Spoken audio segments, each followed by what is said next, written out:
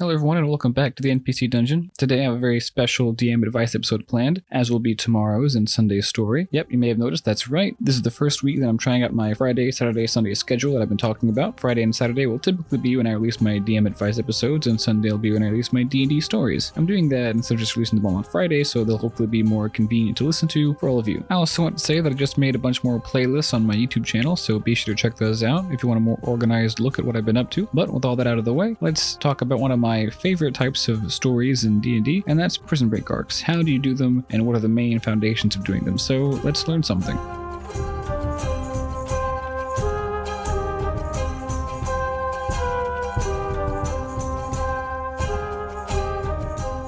What's not to love about a prison break arc? You have all the rebellious energy that comes with putting those who dare imprison you in their place. You get to sneak around at a tense, dangerous looking around every corner kind of environment, and it's a place rife with potential complex social encounters, from inmate conflicts and rivalries to power struggles in the ranks of the guards. But you're probably not the player. You're more than likely the DM, and you found yourself running this kind of thing either because your players did something dumb and got themselves arrested, or you planned for them to be framed for a crime they didn't commit, or maybe they smuggled themselves in to get someone out. Actually, come to think of it, there are a lot of reasons why you might run a prison break arc. However, no matter the reason, the guidelines that I use to make the most of the prison break arcs that I run are pretty much the same. So in this episode, I'm going to talk specifically about some of the prep work that you can do and some of the prep work that you might find yourself doing and how to make the most out of it. I'm talking all about setting the foundation for yourself, not running the prison break arc itself. That'll be in the next episode. This episode's all about setting yourself up, and this includes planning for the prison itself, the schedule, and the timing of certain events, and the NPCs that your party may encounter. So that's three main points. Those are three foundations: the planning for the prison itself, the map, the making it, the schedule, and the timing of certain events, and the NPCs. Like I said, in the next episode, I'm going to actually get into the breakout part of the arc and talk about how I plan for events that happen in the prison and ultimately how your players will escape, but that requires the foundation. That's why I'm talking about the setup today. I'll actually be kind of homing in on the 3 points that I mentioned earlier. Like I said, the location, the timing, and the NPCs, but don't worry, a lot of this is actually really crucial to the escape process, so I'll inevitably be coming back to that and talking about that a little bit today as well. That may not sound like a lot, or maybe it does, I don't know. I'm realizing now that it might actually, but either way, some of it may already sound like common sense, but don't leave yet. I find that a lot of the planning that you do for some of the other encounters gets a little more intense when you put it in a prison context. Additionally, you may have to adapt your planning habits a little bit for this setting as well. I know I do, but how? Well, let's look a little bit at how you may do this in terms of the environment. This is my first point: planning and actually mapping out your prison.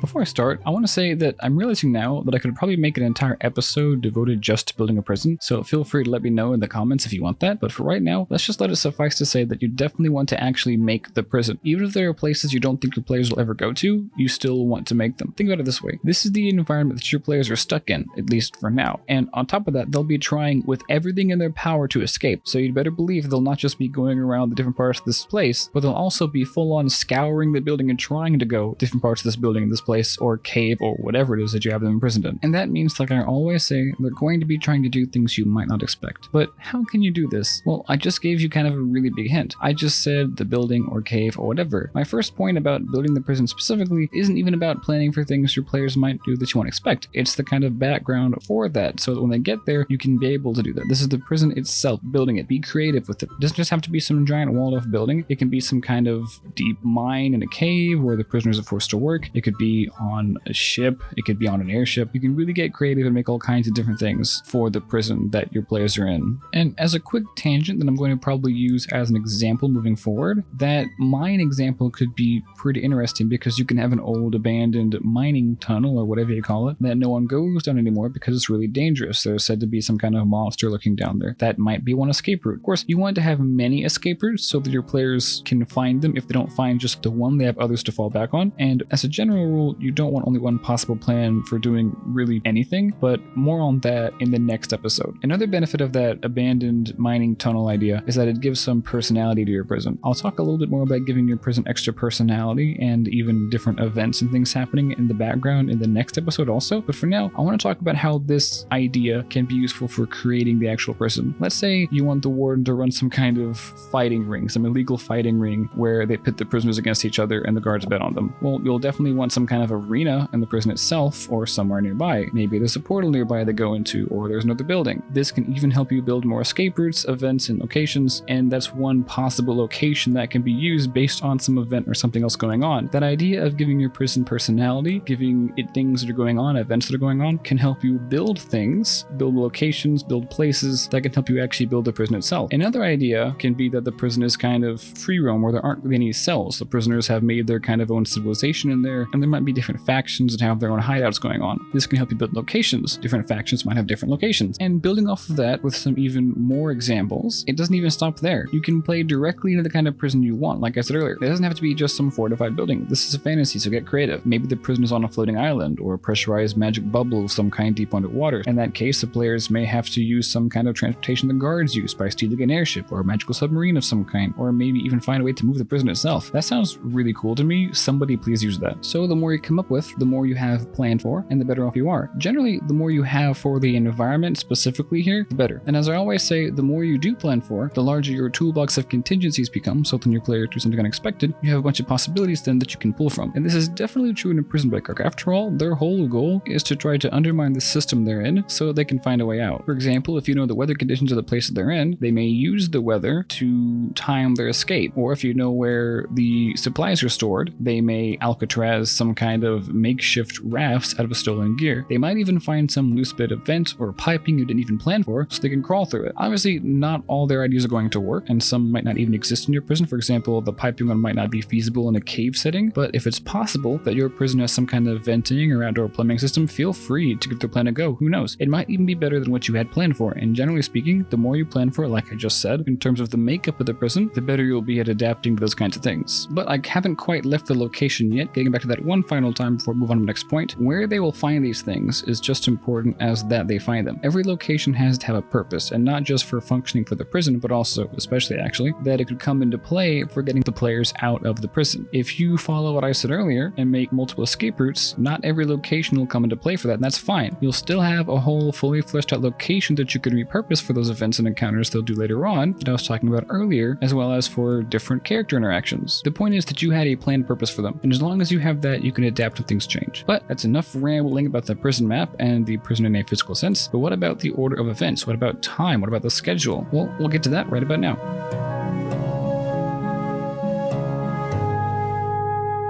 Obviously, in every encounter you make, you want to have some kind of timeline of the events in the back of your mind. You may even do it and not even be realizing it. For example, you have to think, oh, okay, so if my players defeat this goblin boss, how long will it take for their enemies to find out? And when you do that, you're already contemplating some kind of timeline. You may consider that one of their enemies may approach the players in a bar later on, or that some knight they're fighting may run across the players at this or that time. And then motivations and such are different in every campaign and pretty specific to the campaign, but you get the idea. That is the timeline of contingencies you're kind of working with here. In a prison setting, you're going to have to be even more regimented just because of how closed the environment is here. This is just another example of how this environment requires you to adapt your planning just a little bit, like I said, of the location. But how? Well, for one thing, your players are going to spend a lot of time locked up in little boxes, which makes for some pretty boring gameplay when done wrong. So one thing that you can do is highlight specific points of interest and skip around to those. In short, make a schedule. This makes sense to all of us who have played those prison builder games. There's usually some kind of schedule, some kind your inmates rotate around. There might be breakfast time, lunch time, exercise time, whatever. Obviously, this might not be exactly the case if you're running a kind of open-ended prison encounter where your players can just go wherever they want and they're just walled in. But even in those kind of situations, you're going to want to have some kind of schedule of events. So, for example, if they do this action X at time Y, when will they meet faction Z and what chain of events will that set off? But if this isn't the case, we're going to go back to the previous example. What kind of events will you want? Well, you may have some kind of work time where the inmates do a job like mining or working in a workshop of some kind. You may have free time where they just kind of wander around. You might have exercise time where they might go to a gym or something. And that's not even including meal times. And like I said, it's important to think about the purposes of these places. Why do they exist in the prison? Not just for the prison, but also for your players to escape. Does the mine have a tool they can smuggle out into the cafeteria where all they need to do is use it to pry off a loose sheet nailed haphazardly to a wall and escape that way? And just as every place has to have a purpose, so does every time. You probably shouldn't just haphazardly throw your players in different times time of the day without a purpose for it, or else they'll just be wandering around without anything really to do, and that's just boring for everyone. But using time in this way also has another meaning. Your players can use things like card routes and weather conditions to plan their escape, but you can also use timing and schedules as well to convey certain information to them. But that's enough about timing and locations. Let's move on to my last point, and that's all about the NPCs.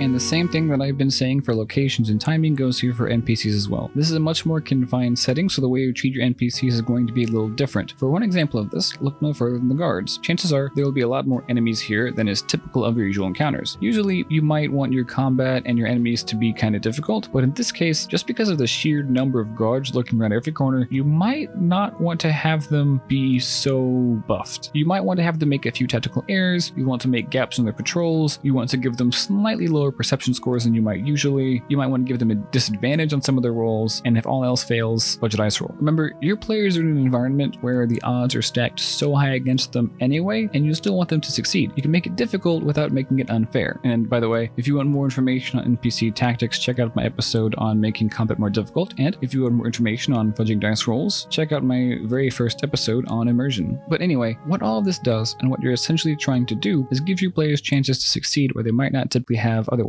Again, this is because the environment is just so compact and congested with enemies, plus prison breaks can be hard, and your players might need and probably will need second chances. However, standard cardboard cutout run-of-the-mill background guards will not be and should not be your only NPCs. In terms of guards, I recommend setting aside a couple that are especially important to your players. That gives the guards a face, so to speak, and makes the whole experience just a little bit more personal and easier to latch on to, if that makes any sense. It also gives your players specific people to look out for or seek help from. Some guards could be helpful, flesh them out, give them personalities, backstories, and make them full-on characters. They might even come into play after the prison break. And obviously, guards won't be your only NPCs in the prison. Obviously, you will probably have other inmates as well. You probably should have other inmates as well. Some of which your players might be able to recruit to their cause, and others, just like some of the guards, they might want to stay a little clear of. Maybe there's one that's an assassin bent on attacking one of your players for something they did earlier in the campaign or in their backstory. And this can bring up all kinds of stuff, like how will the guards react? How will they try to stop it? Will they try to stop it? Are they okay with it? What about the other players? If this is the first time they heard of this, how do they react? And all this depends on your specific campaign in specific, obviously. But the same that I said for the guards goes for the inmates. Why do they help? Why do they not? Did they betray the players? Why? Give them personalities, like I said for the guards. Give them backstories. And all the answers to the questions will become more and more clear. And then start thinking about the other NPCs here as well. What about the warden? What about the doctor? And lastly, I know a lot of this might sound pretty obvious, but again, this is a cramped, close environment. Your players are going to be seeing a lot of these NPCs, so it's probably best that you build them up a little bit more than you typically would. Where you might usually just give an NPC a name, a few defining features in the story, you might here want to flesh them out a little bit more, because again, your players will be seeing a lot more of them. But that's it for this episode. Again, it was all about how to set up for these kinds of prison break arcs, and in the next episode, I'll talk all about the escape itself. I'm hoping that a lot of what I said here today will kind of build up in that episode, and this week's story will also be a prison break story as well, so I hope you're looking forward to that one. Be sure to come back next week where I'll talk about one of the hardest parts of being a DM, and that is dealing with some of your more unruly or otherwise chaotic players, and I'll be finishing up Luna's story as well. I've been telling that story for the past couple of weeks. Again, thanks for listening. I hope this ended up being useful for you in some way or another, and until next time, let's learn something.